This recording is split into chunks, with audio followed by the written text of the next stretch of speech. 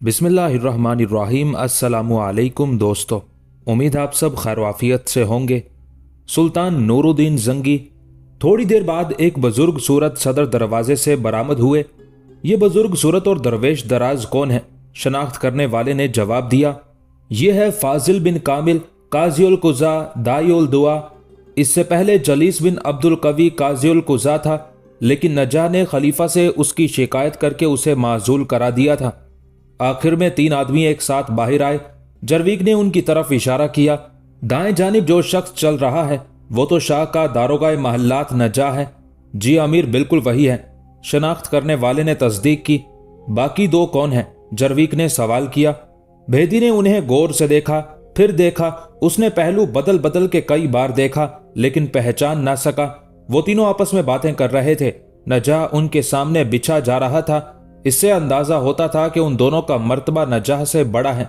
जब देर हो गई और उनके लिए गाड़ी आ गई तो जरवीक ने भेदी से फिर पूछा, क्या बात है, तुम इन दोनों को शनाख्त नहीं कर सके?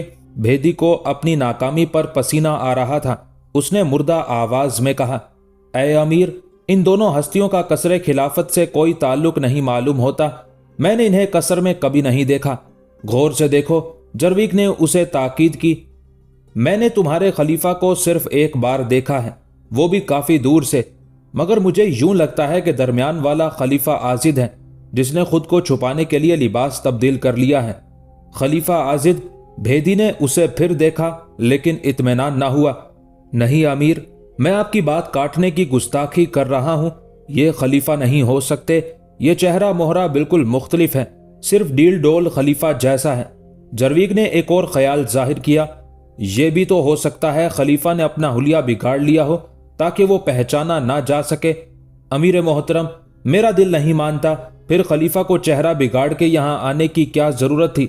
वो इन लोगों को अपने महल में भी तो बुलवा सकते थे।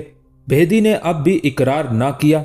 अगर मैं ये कहूं कि खलीफा को इस हवेली में आना था, लेकिन इस तरह कि लोग उसे पहचान ना सकें, तो फिर तुम क्या कहोगे?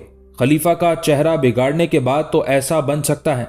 भेदी ने अदब से जवाब दिया, अमीर मोहतरम, मैं ज्यादा से ज्यादा ये तो कह सकता हूं कि किसी बेवकूफ ने खलीफा का रूप धारने की बेढंगी कोशिश की है, वरना इसे खलीफा से दूर का भी इलाका नहीं। अच्छा, तो तुम तीसरे आदमी को जल्दी से पहचानने की कोशिश करो।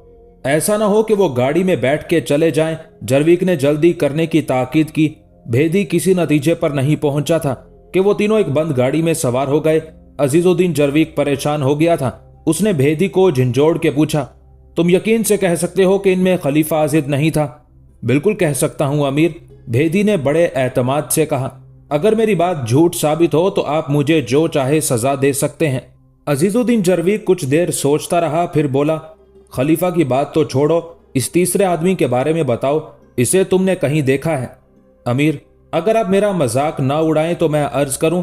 भेदी ने डरते डरते कहा। मजाक क्यों उड़ाएंगे? तुम्हें तो बुलवाया ही इसी काम के लिए है। अमीर, इस आदमी के बारे में मैं कसम खा सकता हूं कि इसका ताल्लुक मिस्र से नहीं है। यह तुमने कैसे अंदाजा लगा लिया? जरवीक ने दरियाफ्त किया। इसकी गर्दन की जुम्बिश और गुफ्तगू के अंदाज से जाहिर होता था कि वो किसी इलाकाए गैर का बाशिंदा है। भेदी ने जवाब दिया, बहुत मुमकिन है कि वो नसरानी हो और खुद को छुपाने के लिए उसने मिस्री लिबास पहन लिया हो। जरवीक की समझ में भेदी की बात न आई।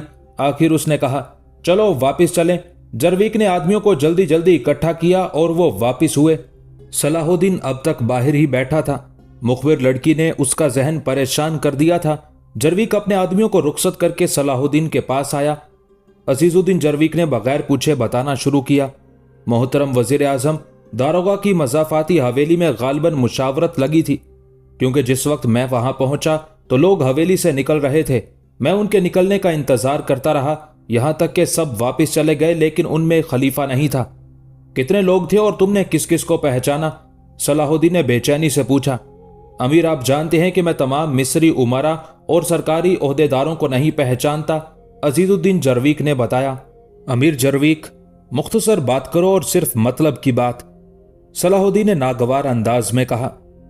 मैंने तुमसे कहा था कि अगर खलीफा वहां मौजूद हो तो उन्हें इज्जत से कसरे खिलाफत पहुंचा देना। मैं वही अर्ज कर रहा हूं वजीर आजम, जरविक जल्दी से बोला। खलीफा आजिद वहां नहीं थे। मेरे आदमी ने तमाम लोगों को शनाख्त कर लिया, लेकिन खलीफा मौजूद ही नहीं थे, इसलिए उनका सवाल ही नहीं पैदा होता। यह भी तो हो सकता है कि खलीफा ने अपना हुलिया तब्दील कर लिया हो और तुम पहचान ना सके हो। सलाहुद्दीन ने बहुत ठहरे लहजे में सवाल किया। वजीर आजम, जरविक ने बड़े एतमाद से जवाब दिया, मेरे साथ एक ऐसा आदमी था जो कसरे खिलाफत में अरसे तक रह चुका था। एक शख्स पर मुझे खलीफा का शुबहा हुआ था, लेकिन मेरे साथ के भेदी ने मेरे ख्याल की तायद ना की। कोई नसरानी भी था वहां? सलाहुद्दीन ने दरियाफ्त किया। यकीन तो नहीं किया जा सकता, लेकिन एक शख्स शक्लो सूरत से नसरानी मालूम होता था। अजीजुद्दीन जरविक ने कहा, यह तुम्हारा ख्याल है या उस शख्स का जिसे तुम शनाख्त के लिए साथ ले गए थे? सलाहुद्दीन ने फौरन गिरफ्त की। मेरा ख्याल नहीं है वजीर आजम, जरविक ने जवाब दिया। मुझे भेदी ने बताया था कि सबसे आखिर में हवेली से निकलने वालों में एक शख्स चाल ढाल और अंदाजे गुफ्तगू से नसरानी मालूम होता था। तुम्हारे भेदी ने आखिर पहचाना किसे किसे? सलाहुद्दीन कुछ चिढ़ सा गया। तकरीबन सभी पहचान लिए गए वजीर आजम, जरविक ने जवाब दिया। जिन लोगों को शनाख्त किया गया उनमें अब्दुस समद कातिब और अमार यमनी फाजिल बिन कामिल हैं। नजाह उनका सरगना मालूम होता था। सिर्फ 2 आदमी नहीं पहचाने जा सके, जिनमें एक गैर मुल्की और दूसरा बहरूपिया था, जिसने खलीफा की शक्ल इख्तियार करने की भूंडी कोशिश की थी। सलाहुद्दीन ने महफिल बर्खास्त कर दी। सब उमरा अपने अपने ठिकानों पर चले गए। उस छापे से सलाहुद्दीन कुछ फिक्रमंद हो गया था। जो लोग शनाख्त किए गए थे, ये सब खलीफा के हल्का इदारत में शामिल थे और हर एक मिस्र का वजीर आजम बनने की कोशिश में था। सबके जाने के थोड़ी ही देर बाद वो शख्स वापिस आ गया जिसे सलाहुद्दीन ने कसरे खिलाफत भेजा था, ताकि वो मालूम कर सके क्या यह खलीफा महल में मौजूद है या कहीं गया हुआ है। उसने बयान किया, खलीफा गुज़िश्ता 2 रोज से बिल्कुल साहिब फिराश है। तबीब 24 घंटे उसके पास बैठा रहता है। इस सिलसिले में खबर लाने वाले ने खलीफा के तबीब से भी गुफ्तगू की थी, जिसने यकीन दिलाया था कि खलीफा अभी मजीद 2 दिन बिस्तर से ना उठ सकेगा। सलाहुद्दीन को उस खबर से कदरे इत्मीनान हुआ। यह बात तो जाहिर हो गई कि कम अज कम इस साजिश में खलीफा आजिद शरीक नहीं। अगर खुदा न खास्ता खलीफा शामिल होता तो सलाहुद्दीन को साजिश को कुचलने में ज्यादा कोशिश करनी पड़ती। बहरहाल सलाहुद्दीन ने तमाम मिस्री उमारा के पीछे अपने आदमी लगा दिए थे, जो उसे दम दम की खबरें दे रहे थे। कसरे खिलाफत का पूरा इंतजाम मोतमिन खिलाफत नजाह के सपुर था और उसने पूरे कसर में मुसल्ला सुडानी पहरेदार मुकर्रर कर रखे थे। इसलिए सलाहुद्दीन ने एहतियात के तौर पर चंद शामी दस्ते खिलाफत के करीब मुतय्यन कर दिए थे, ताकि बवक्ते ज़रूरत उनसे काम लिया जा सके। दूसरे दिन एक बड़ा हादसा पेश आया, जिसकी वजह से साजिश और साजिशी बिल्कुल बेनकाब हो गए। सलाहुद्दीन ने वजारत संभालते ही मिस्र के हालात दुरुस्त करने के लिए गवर्नरों और बाज़ दूसरे उम्माले हुकूमत में तब्दीली की थी। उस तब्दीली में उसने मुल्की और गैर मुल्की दोनों तरह के बेहतरीन दिमागों को कलीदी ओहदों पर मुकर्रर किया था। उसने शिया या सुन्नी की कोई तफरीक ना रखी थी। मिस्री शियों का एक मशहूर लीडर और अमीर नजमुद्दीन बिन मजियाल था। सलाहुद्दीन उससे बहुत मुतासिर था और यही वजह थी कि सलाहुद्दीन ने उसे मिस्र के अहम तरीन सूबा सिकंदरिया की गवर्नरी अता की थी। मोतमिन खिलाफत ने जब शियों के खिलाफ साजिश तैयार की तो उमारा को साथ मिलाने के लिए मुस्तकबिल के ओहदों की तकसीम की। उस तकसीम में नजमुद्दीन बिन मजियाल के लिए मिस्र की वजारत का ओहदा रखा गया। अब्दुस समद को महकमा खिराज का वजीर बनाया गया था। नजमुद्दीन बिन मजियाल का किसी मौके पर एक शामी अमीर बहाउद्दीन कराकोश से कुछ इख्तलाफ हो गया था। साजिश का सरगना नजाह अगरचे मोतमिन खिलाफत था, लेकिन था तो एक गुलाम ही। उसके गुलामाना जहन ने उसको ये बात समझाई कि नजमुद्दीन बिन मजियाल और बहाउद्दीन कराकोश में इख्तलाफ है और कराकोश शामी अमीर है, इसलिए नजमुद्दीन बिन मजियाल को सलाहुद्दीन की बजाय उससे हमदर्दी होगी। ये सोचते हुए उसने एक खत नजमुद्दीन बिन मजियाल को लिखा, जिसमें उस साजिश में शरीक होने की दावत दी और कामयाबी की सूरत में नजमुद्दीन बिन मजियाल को मिस्र की वजारत पेश की। मोतमिन खिलाफत ने नजमुद्दीन मजियाल के बारे में गलत अंदाजा लगाया था। वो सलाहुद्दीन का एहसानमंद था और उसका वफादार था। उसके सामने जब साजिश की तफसील बयान की गई और उसे मालूम हुआ कि साजिश में मिस्र के तमाम बड़े बड़े अमीर और सरदार शामिल हैं, तो उसने साजिशियों का साथ देने का वादा किया और इस साजिश को खूब सराहा। फिर एक दिन नजमुद्दीन मजियाल सिकंदरिया से गायब हुआ और काहिरा पहुंच गया। फिर जब रात हुई तो दारुल वजारत गया और एक शनासा गुलाम के जरिए वजीर आजम सलाहुद्दीन को अपने सिकंदरिया से आने की इत्तला दी। सलाहुद्दीन ने उसे फौरन तलब कर लिया। नजमुद्दीन मज़ियाल वजीर आजम के सामने पहुंच के तकरीबन रो दिया। आका, नजमुद्दीन मज़ियाल ने गुलूगीर आवाज में कहा, मैं आपका एहसानमंद हूं और गुलाम भी। मैं रास्ते भर ये सोचता आया हूं कि अगर मैं वक्त पर ना पहुंचा और खुदा न खास्ता दुश्मन अपना काम कर गए तो मैं हशर में आपको मुंह किस तरह दिखाऊंगा। खुदा का शुक्र है कि मैं अपनी आंखों से आपको जिंदा और सलामत देख रहा हूं। नजमुद्दीन बिन मज़ियाल, मैं तुम्हारी आमद की इत्तला से समझ गया था कि यकीनन कोई फितना सर उठाने वाला है। सलाहुद्दीन ने कहा, आजकल काहिरा में भी कुछ इसी तरह की बातें सुनने में आ रही हैं। अच्छा तुम बताओ, सिकंदरिया में क्या हुआ कि तुम्हें काहिरा आना पड़ा? सिकंदरिया में सब खैरियत है आका, नजमुद्दीन मज़ियाल ने कहा। फितने की जड़ तो काहिरा ही में है। फिर इब्ने मज़ियाल ने सलाहुद्दीन को साजिश की पूरी तफसील से आगाह किया। उसने वो खत भी पेश किया जो मोतमिन खिलाफत ने उस सिलसिले में उसे लिखा था। उस खत में मोतमिन नजाह ने यह भी लिख दिया था कि उसने यरूशलेम के बादशाह से राब्ता कायम किया है और चाहे यरूशलेम का एक सफीर गुफ्तगू के लिए 2 बार काहिरा आ चुका है। यरूशलेम का लश्कर सिर्फ इशारे का मुंतजिर है। नजाह और उसके साथियों के खिलाफ काफी सबूत मिल गए थे। सलाहुद्दीन ने अजीजुद्दीन जरवीक को बुलाकर हुक्म दिया कि कल नजाह, अब्दुल समद कातिब, अमार यमनी और फाजिल बिन कामिल को फौरी तौर पर गिरफ्तार कर लिया जाए।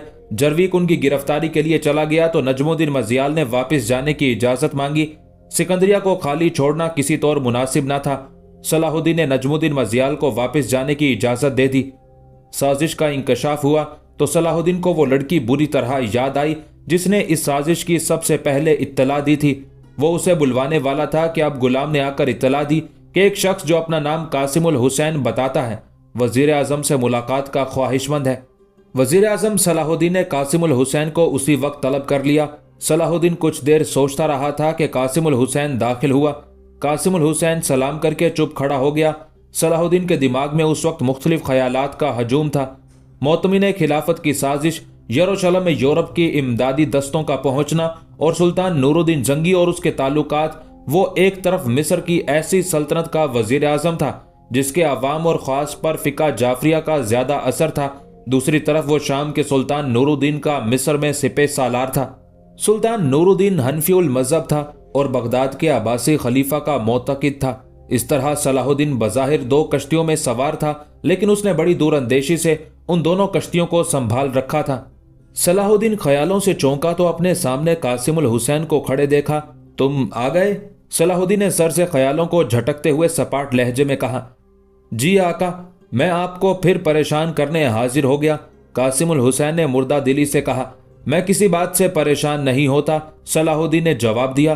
तुम अपनी सुनाओ, कहाँ थे और क्या कर रहे थे? कासिमुल हुसैन ने मगमूम लहजे में कहा, मेरे आका, उस चालाक और बेवफा औरत को तलाश करते करते थक गया हूं। मैंने तय कर लिया कि मरियम मुझे जहां भी मिल जाएगी मैं उसे कत्ल कर दूंगा, ख्वाह मुझे सूली पर चढ़ना पड़े। मगर तुम ऐसा नहीं कर सकोगे कासिमुल हुसैन, सलाहुद्दीन ने मजबूत लहजे में कहा। क्यों? मैं ऐसा क्यों नहीं कर सकता मेरे आका? ज्यादा से ज्यादा यही होगा कि उस कत्ल के जुर्म में मुझे कत्ल कर दिया जाएगा। उसके लिए तैयार हूं, कासिमुल हुसैन ने थके थके और हारे हुए जैसे अंदाज में कहा। मैंने कह दिया तुम उसे नहीं मार सकते, सलाहुद्दीन ने अपनी बात दोहराई। आका, मैं आपकी बात रद्द करके गुस्ताखी नहीं कर सकता, लेकिन यह मालूम करने की दरख्वास्त जरूर करूंगा कि आखिर ऐसा क्यों नहीं हो सकता। कौन उसकी हमदर्दी करेगा? अब तो उसका साथ उसके घर वाले भी नहीं देंगे, कासिमुल हुसैन ने बड़े मुज़महिल लहजे में कहा। यह तुम कैसे कह रहे हो? सलाहुद्दीन ने हैरानी से उसे देखा। तुम तो कहते हो कि उसका बाप जिंदा है, जवान भाई भी है, वो भी तो उसे बचा सकते हैं, जबकि तुम्हारा खुद भी ये ख्याल है कि उसके घर वालों ने उसे कहीं छुपा दिया है और वो उसका पता नहीं बता रहे। शायद पहले ऐसा ही था, लेकिन अब हालात बदल गए हैं मेरे आका, कासिमुल हुसैन ने बेदिली से जवाब दिया। अब क्या हो गया है? तुम्हारी बीवी ने क्या अपने बाप या भाई को नुकसान पहुंचाया है? सलाहुद्दीन ने उसे कुरेदा। जी आका, ऐसी ही बात है, कासिमुल हुसैन ने तायद की। पहले जब मैं उनसे मरियम के बारे में बात करता तो मुझे शुबहा होता जैसे उसे बहुत कुछ मालूम है और मुझसे छुपा रहा है, लेकिन इस दफा तो उसने मरियम की खुल के बुराई की। अच्छा, क्या कहा उसने? सलाहुद्दीन ने दिलचस्पी से पूछा। कासिमुल हुसैन ने अफसुर्दगी से कहा, उसका भाई कहता था कि उस लड़की ने उसका बिल्कुल ही बेड़ा गर्क कर दिया है और उसे कहीं मुंह दिखाने के काबिल ना रखा। उसके भाई ने बताया कि तुम्हें यह शिकायत है कि मरियम ने तुमसे बेवफाई की और उसे हमने सिकंदरिया में पनाह दी है, लेकिन अब मालूम हुआ है कि मरियम यरूशलेम में थी। उसने शाह मालरी का कोई जंगी राज चुराया है और वहां से गायब हो गई है। अच्छा, ये तो बड़ी दिलचस्प बात है, सलाहुद्दीन ने बेपरवाही से कहा। तुम्हारा क्या ख्याल है, मरियम को इस वक्त कहाँ होना चाहिए? यरूशलेम वालों का ख्याल है कि मरियम को उसका शौहर अगवा करके काहिरा ले गया है, कासिम उल हुसैन ने जवाब दिया। उनकी बात माकूल है और यही सही है। सलाहुद्दीन ने यह कहते हुए अपना चेहरा दूसरी तरफ फेर लिया। उसे दरअसल कासिम उल हुसैन की बौखलाहट पर हंसी आ रही थी। जी, क्या फरमाया आका आपने? कासिम उल हुसैन ने घबराकर सलाहुद्दीन को देखा।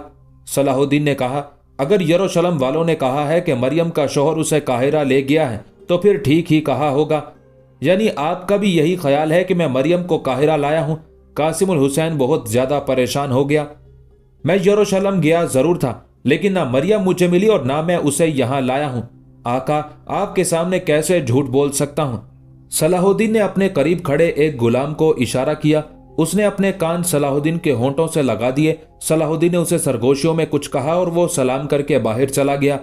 देखो कासिम, गुलाम के जाने के बाद सलाहुद्दीन ने कहा, मरियम ने अगर कोई राज चुराया है तो जाहिर है कि वो उस राज को शाह यरूशलेम के किसी मुखालिफ को ही फरोख्त करेगी, या अगर वो हुब्बुल वतन है तो शाह के मुखालिफ को बगैर मुआवजे के पहुंचाएगी। शाह यरूशलेम के ख्याल में इस वक्त मैं ही उसका सबसे बड़ा मुखालिफ हूं। उसने मेरे खिलाफ यूरोप के बादशाहों को खतूत लिखे हैं और उनकी मदद तलब की है। यूरोप के कुछ इमदादी दस्ते यरूशलेम पहुंच चुके हैं। इससे जाहिर है कि मैं उसका मुखालिफ हूं और मरियम को अगर कोई राज हासिल है तो उसे तुम्हारे पास या मेरे पास फौरन आना चाहिए। कासिम उल हुसैन हक्का बक्का सलाहुद्दीन का मुंह देख रहा था। वो खामोश हुआ तो कासिम उल हुसैन ने जल्दी से कहा, मेरे आका, अगर ऐसी बात होती तो मरियम अब तक मेरे पास या इस दारुल वजारत तक पहुंच गई होती। यह भी तुमने ठीक कहा, सलाहुद्दीन ने सपाट लहजे में कहा, लेकिन यह भी तो हो सकता है कि वो आते आते कहीं रास्ते में अटक गई हो। उस मौके पर वो गुलाम वापिस आ गया जिसे सलाहुद्दीन ने कुछ कहकर बाहर भेजा था। आकाए मोहतरम फकी ईसा हकारी तशरीफ लाए हैं, गुलाम ने इत्तला दी। लो, तुम्हारी मरियम आ गई। कासिम उल हुसैन सलाहुद्दीन के मुंह से एकदम निकल गया। मरियम आ गई? आप क्या फरमा रहे हैं आका? कासिम उल हुसैन के मुंह से एकदम निकल गया। सलाहुद्दीन ने उसकी बात सुनी अनसुनी करते हुए गुलाम से कहा, इन्हें आने दो। फकी ईसा हकारी तशरीफ लाए। आगे आगे वो और उनके पीछे कपड़ों में लिपटी हुई एक खातून जिसने अपना चेहरा भी कपड़े में छुपा रखा था।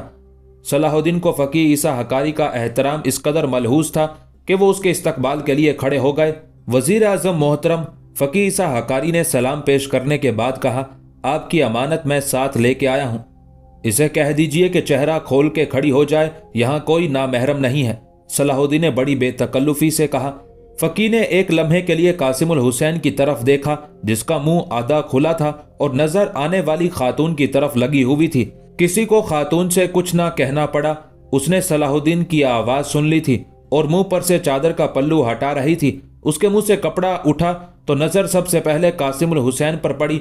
खातून की आंखें फैल गईं और होंठ लरस के रह गए। यही कैफियत कासिम उल हुसैन की थी, उसके होंठ भी लरस रहे थे। फकी साहब अपनी जगह सख्ते में खड़े थे। सिर्फ सलाहुद्दीन ऐसे थे जो उन सब लोगों की बौखलाहट से महजूज हो रहे थे। फकी मोहतरम, ये दोनों मियाँ बीवी हैं और एक अरसे से गलत फहमियों का शिकार थे। अजीब इत्तेफाक है कि उस दिन ये खातून मेरे पास आई।